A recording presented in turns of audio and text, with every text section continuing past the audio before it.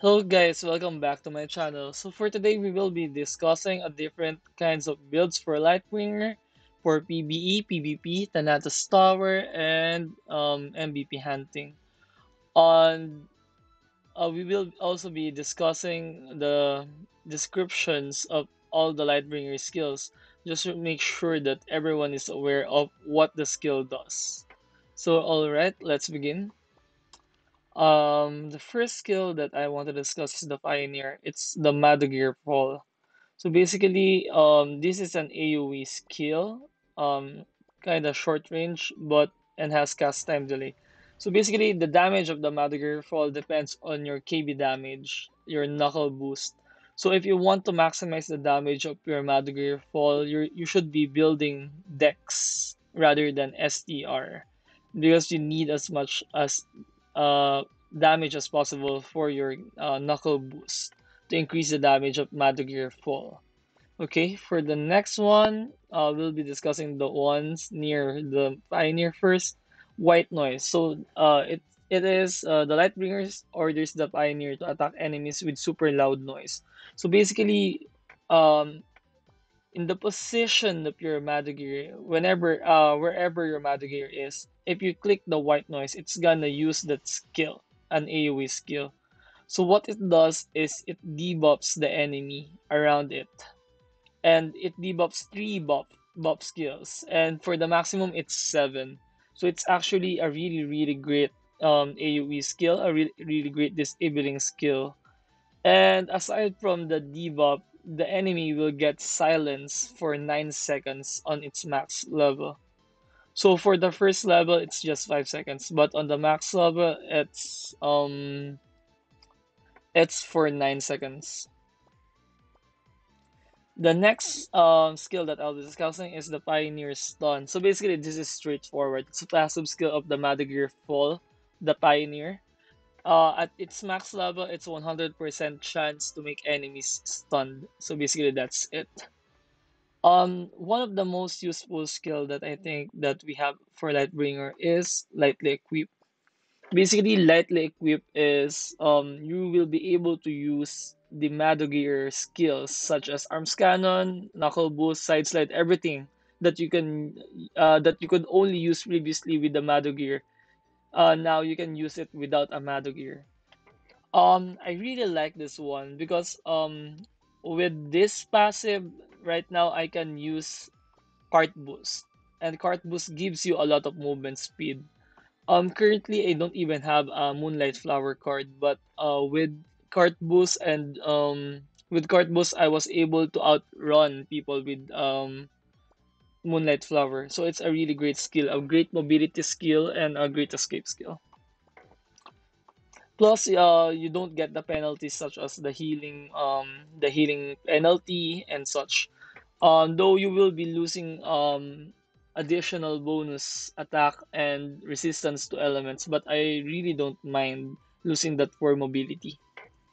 For the next one, Machine Revolution. So basically, you order the Pioneer to go to a designated area to use Suicide Destruction. To be honest, I haven't used this skill that much yet, and I really think that you need the wrench weapon to be able to maximize this weapon. For now, I don't plan to use it, but I saw some people trying to build their builds around Machine Revolution. So maybe in the future I'll be touching that. The next skill that we'll be discussing is Target Lock On. So the Lightbringers like locks an enemy, making the enemy target unable to go to hidden status. So this is great against SC, against GX, or against anything that uses Smoky. It's like the AI. I'll be discussing it later. It's you make the Madagir pet attack the target for 7 seconds. So next is target lock on defense remove. So if the target is getting if your enemy is getting target lock on using the skill, the enemy will get 50% magic defense and defense reduce. That's quite a lot. But I have tested it in PvP and it's really hard to use it due to the short range of the target lock on skill. But I doubt this is still a good skill for 1v1 or MVP hunting if you don't have the enough ignore defense. Next thing that we will discuss is machine learning. So basically, if you're planning to grind and you want to use your Mada gear with you while you're grinding, this is the skill that you should max out. At the first level, if I remember it correctly, it's around 12 seconds. Every 12 seconds, your Mada gear will use a random skill that you have assigned. You could actually assign just one skill, or you could assign all the skills. It really depends on you. But on max level, every 4 seconds, it's gonna use arms cannon or such. It's like you're having a hell plant, but Madagir. For parts replacement, this is kind of straightforward. Every 10 seconds, your Pioneer will automatically restore HP. If you don't put this, your Madagir will eventually die off. But since the Madagir fall only has 60 seconds cooldown, if you're grinding, I don't think your Madagir will die within 60 seconds. So you could just put it when you have enough hourglass. For conscious awakening, this is a skill that you need to put if you want to focus on a pet type Lightbringer. What I mean with pet type is you depend on your DPS solely on your Madugir Pioneer. So each skill point that you put to that skill increases the damage and the reduction by 10%. So at max level, this is 50% more damage to demi-human and 50% less damage from demi-human. Then aside from that, you could put this skill, Conscious Awakening, Vigilant Protection. So every level it gives you 5% damage reduction and magic damage reduction only for your Pioneer and not for your character itself. So the next one that I'll be discussing, actually I have discussed this in my previous video, Recursion. So every time you use the same skill in the next 5 seconds, it's gonna get damage increase. Max is 27% for the recursion, and for the another passive skill, another 14%. Next thing that we will be discussing is Proton Cannon. Proton Cannon is a skill, a target skill that has a lot of hits. To be honest, let me show it to you guys. Proton Cannon is also a force wind element, so it's great against MVP like Garm, Clatanux. I don't know how to pronounce that MVP. So this is a targeted skill, meaning you could put it in the ground and just target it. So it deals a lot of damage for a it's a good DPS. It's also good against mini boss. So at max level, this deals 95% of the damage you do with arms cannon to enemies within the range for every 0.5 seconds. So every second you do 2 hits. It's like you're going to have a 2 charge of arms cannon every 1 second. So it lasts 6 seconds. So you're going to have around six six procs of arms cannon in 3 seconds. The only downside for this one is you cannot move while using this skill. So, positioning wise, if you use this skill, you need to commit for it for 3 seconds.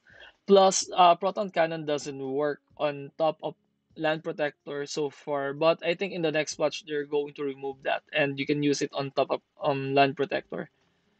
Same with goes with the pioneer. You cannot use it on top of land protector. Next skill that I'll be discussing is Sprott and Cannon Breakthrough. So basically, it's just it reduces your target's wind reduction by 5%, and it can stack up to 6 times. So it could reduce the target's wind resistance for 30%. Just ignore the translation. I think this is wrong. This should be magic damage reduction. Wind damage reduction. Okay, for the next one, AI. So this is a skill that you will be using if you're going to grind. Basically, you just command your pioneer to attack any enemy randomly. You cannot even select. it. So I don't think it's very useful in PvP, but it's useful on grinding.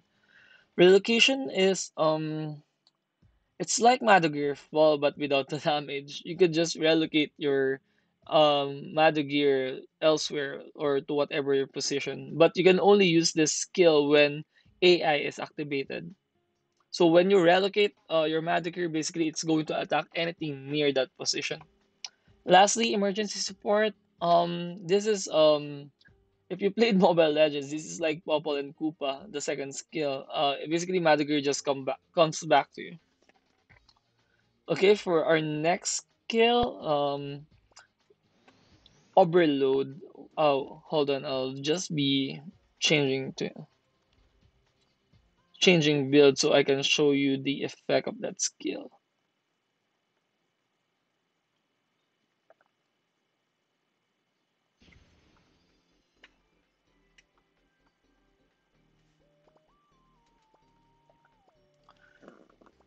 So overload increase is just increase in penetration.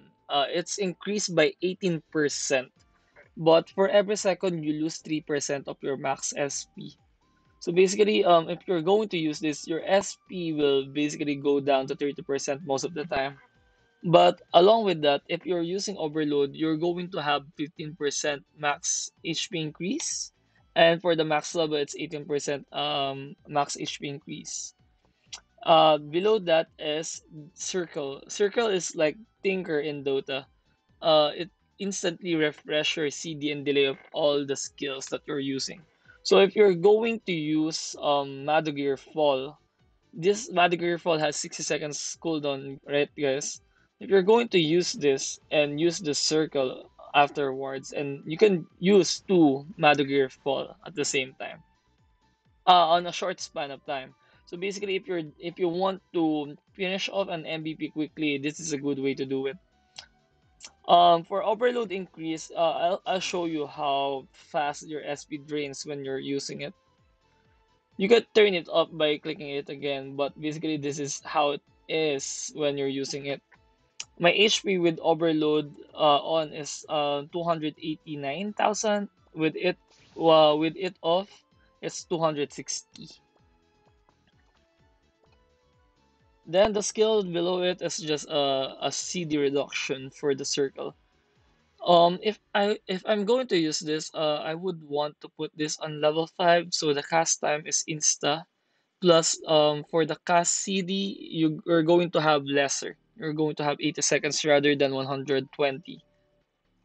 The next skill that I want to discuss is restart. Restart is automatically it's like heal. It's like repair, but it's better because it's gonna restore you and your pioneer 20% on the first level and 100% on the max level. In relation to this one, there's another passive that if you use restart, aside from your HP to be recovered, your max SP will also be recovered. Then this one is restart speed time. Guiding time is less than two point 0.2 seconds. It's like the casting time of restart. So you just need to max it out. It's actually easy to max out these three skills. So you can use it on PvP. You can also use it on TTL or wherever you want to do it.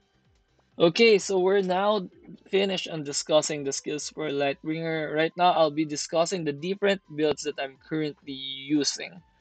So right now, this is my BH build. My boss hunt build is composed of the Madogir Fall as my primary damage dealer, main damage dealer, and Arms Cannon to finish up the MVP if it's still alive. So you can see my skills that I've used. Basically, it's like the same thing that you're still using for Mecha. It's only the Lightbringer's skill tree that I have changed. So the Pioneer is my main bread and butter for this one. I maxed out overload increase so I could get the penetration, the max penetration. Circle, so I could use two Madugir Fall for higher MVPs. This one, because I'm using Saintscape, so additional HP would actually give me more attack. And this one, so I could have faster cooldown for the circle. I've also put proton cannons since there are MVPs that I can kill faster with proton cannons, such as Garm and Clat Nox. MVPs that I cannot one hit yet. Once I get enough hourglass, I'll try to go for recursion. Recursion is actually a really good damage increase skill, and it would actually help me a lot on MVP hunting. For my build, I focus mainly on dex, strength, and luck. A bit of luck, but I'm still trying to put more stats on luck eventually, since I'll be needing the additional attack damage from that. For my equipment, basically, almost all of my equipment in all of my builds are similar. It's only the headgears that change. So basically, my core items are Rosa, the Synthesized Saintscape, Ancient Cape, Grandma Slippers, two Bright Moons, Avalanche, Abyssal Cry to activate Insight, Juggling Queen, Dreamwave Silk, Glove Goddess, since this is the strongest back gear for damage, and Rainbow Wishing Whale, basically for the max 10% HP. But if I didn't have the max 10% HP, I'll probably be using White Flame, Banana Boat, or Gutswing. Okay, so let's move on to my next build. So this is my TTL setup, skill setup. For TTL, I'm still using the same equipments that I have used for my BH build, but instead of focusing on the Madagear Fall, I've focused on Recursion. As you can see in my previous video about Recursion, Recursion does a really good chunk of damage increase. And aside from that, in TTL, you need to move a lot and you cannot burst down the MVP yet. I'm not yet at that level that I can one hit the MVP in TTL, but someday it will happen. For TTL, I suggest to have max recursion. Actually, I also suggest to have target lock on and defense remove if your ignore defense is not that enough. But I'm already at 170% ignore defense, so I really don't need it that much. Plus, I have arms cannon, which reduces 40% of the defense of the enemy. So basically, I'm already at 210 ignore defense in TTL, so I really don't need it yet. What I'll be putting on instead when I have enough hourglass is overload increase and the same path that I've chosen in my BH build. As for my as for my stats, it's still almost the same, but instead of luck, I'm putting my stats on Vit, Strength, and Dex. Still Dex because your main bread and butter in TTL is still KB Knuckle Boost. If you want to check out my TTL video, I'll be linking it up below. Up below. I'll be linking it up so you can check it out on how I move and how I do it. So basically, for the cards, it's still Minoru's card most of the time because all of the MVP inside TTL is large. Only the accessory cards changes, but for now, I'm just using Ultraman card in everything because I'm lazy to change it up. But eventually, you can use Maoguai card in floor 3. You could also use Santa Pouring card on floor 4, and on the first floor it's Angel and Holy. I don't have any cards for that yet, so um I think this card, where is it? This card is good because it gives you additional penetration or zipper wear or anything that is going to increase your fire damage or your base stats. Okay, so that's it for my TTL build. So next build that I'll be discussing is my PvP build. Basically my PvP build is the difference what I said before is just the headgear. For the headgear, I'm using Kabuto, Thunder God Kabuto for the stun and monoculars. For me, this is the best face headgear that we have currently for damage. So it's still the best one for me. For my back item, it's either Love Goddess or um the Sweetie, the one that makes the enemy sleep. This one, Starlight Sweetie. And it's still the same. The cards, I'll be using Hydra instead of Minoru's card. And for the accessories, I'll be using Rate Star. Rate Star so I can stun people with 100% stun resist.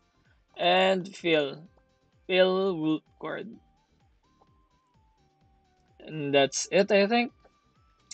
Yep, that's it. For my armor, I'm currently using Archer Skeleton card. You can use Monarch Star and or you can also use Agriop.